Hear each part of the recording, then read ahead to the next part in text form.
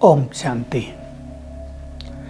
बाबा ऐसे महान तपस्वी थे, उन्होंने अशरीरी होने का इतना सुंदर अभ्यास किया था कि जो भी उनके सामने आता था और दृष्टि देते थे बाबा, तो वो व्यक्ति भी देह भान से मुक्त हो जाता था। ये योग की सर्वोच्च स्थिति होती है, विदेही स्थिति कहते हैं इसको, जिसमें आत्मा पूरी तरह से निसंकल्प हो जाती है, अपने आत्मिक स्वरूप में स्थित हो जाती है, डीप साइलेंस हो जाती है। यही कुछ मेरे साथ हुआ जब मैं 68 जून में बाबा के पास पहली बार आया। तो पहली बात तो जो मुझे बहुत अट्रैक्ट की, बाबा को देखा। बाबा अपने कमरे के बाहर बेड पे बैठे थे। बेड वही जो पहले बानों का होता था, रस्सियों का, उस पे कुछ गद्दा आदि बिछा हुआ नहीं था। उन दिनों रस्म ही ये थी। बाबा के बाहर वो ओपन था, अब तो वो कवर कर दिया गया है। हमारी पार्टी पीछे के गेट से आई, 20 की पार्टी थी, रजौरी गार्डन दिल्ली से। बाबा बैठे थे। बाबा ने आते ही कहा, आओ बच्चे आओ, स्वागत है, अपने घर में पधारो।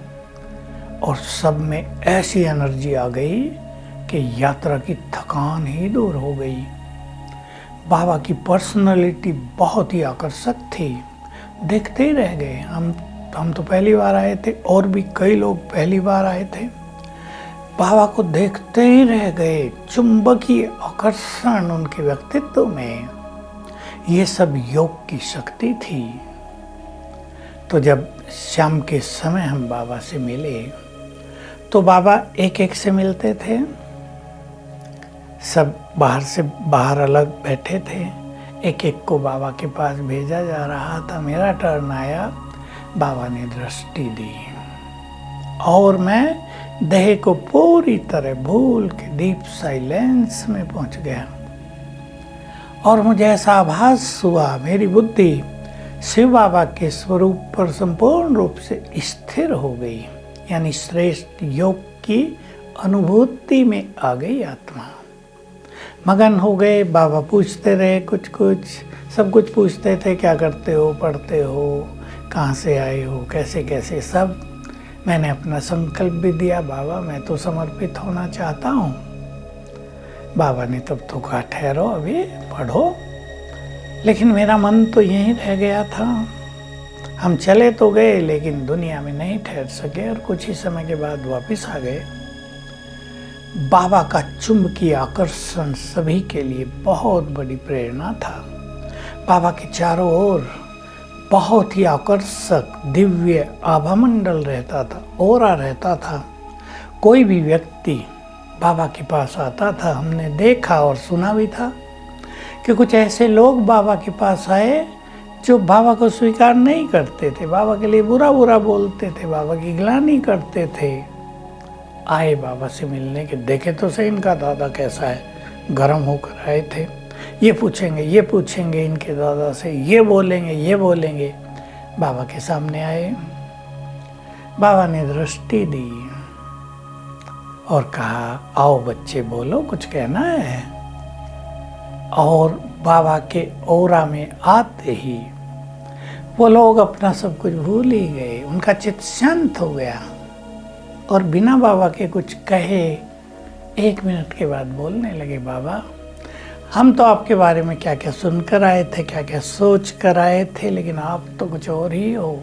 आप तो महान हो, आप तो इस धरा पर फरिश्ते हो। हम क्षमा चाहते हैं आपसे, हमने आपकी निंदा कर दी थी, आपके बारे में कुछ उल्टा सुल्टा बोल दिया था। बाबा ने कहा, कोई बात नहीं बच्चे, जब कोई किसी को पहचानता नहीं ठीक से तो ऐसा हो जाता है। सब मेरे बच्चे हैं, जो बुरा बोलते हैं वो भी मेरे बच्चे, जो मेरे बच्चे बन गए वो तो बच्चे हैं ही, इसलिए कोई बात नहीं। बाबा की पर्सनालिटी ऐसी थी। बाबा के बोल में जादू इफेक्ट होता था, क्योंकि हम सब ने सुना है, जब आत्मा बहुत योग युक्त रहती है, जब उसकी आत्मिक दृष्टि और अशरीरीपन बहुत बढ़ जाता है तो बोल में पावर आ जाती है, बोल बहुत प्रभावशाली इफेक्टिव हो जाते हैं। यही हो रहा था बाबा के साथ। बाबा का 67 और 68 का वर्ष, ये 2 अंतिम वर्ष जिसमें बाबा गहन तपस्या किया करते थे, बहुत ही प्रभावशाली थे। बाबा अपना अनुभव सुनाते थे, बीच बीच में कभी बोल देते थे। बाबा इस तन में ऐसे रहते हैं मानो इस तन में हो ही नहीं। बाबा अपने लिए मैं शब्द बहुत कम प्रयोग किया, अपने को बाबा कहते थे, अपने लिए भी बाबा। शिव बाबा के लिए बाबा तो कई लोगों को ऐसा डाउट सा होता था कौन बोल रहा है, तो कहा मैं इस शरीर में ऐसे रहता हूँ जैसे इसमें हूँ ही नहीं।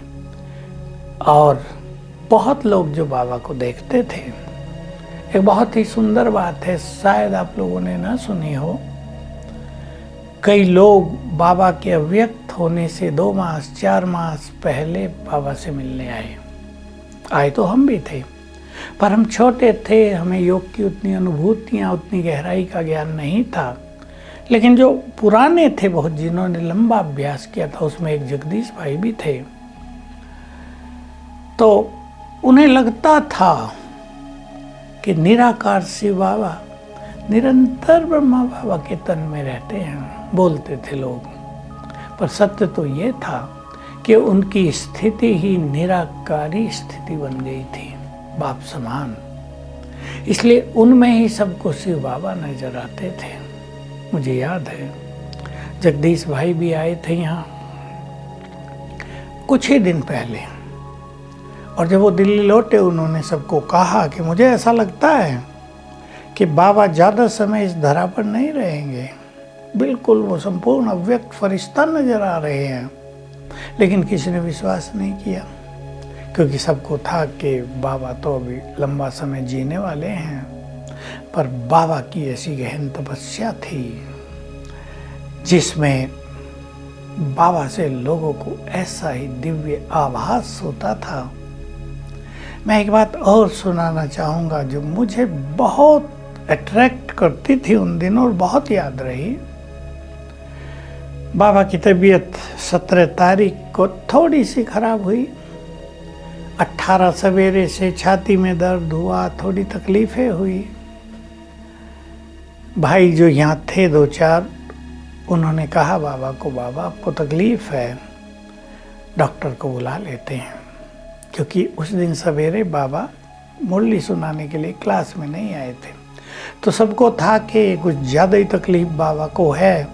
ऐसा तो पहले कभी 33 सालों में हुआ नहीं है, तो कुछ तकलीफ बाबा को अवश्य हो रही है।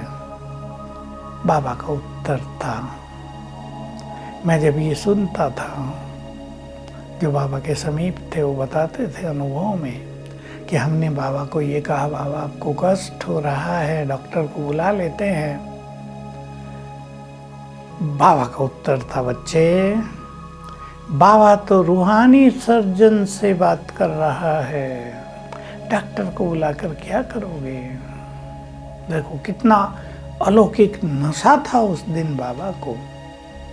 बाबा को निश्चित रूप से आभास था कि आज का दिन इस धरा पर मेरा अंतिम दिन है।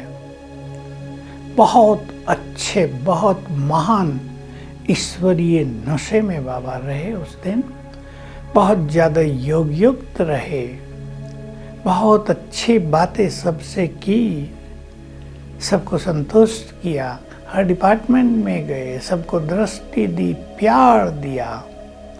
और वो दिन बाबा ने बहुत अच्छी सेवाएं भी की जिसकी चर्चा हम करते हैं। ऐसे थे हमारे ब्रह्मा बाबा जो अंतिम समय तक योग युक्त होकर संसार के लिए एक महान आदर्श प्रस्तुत कर गए।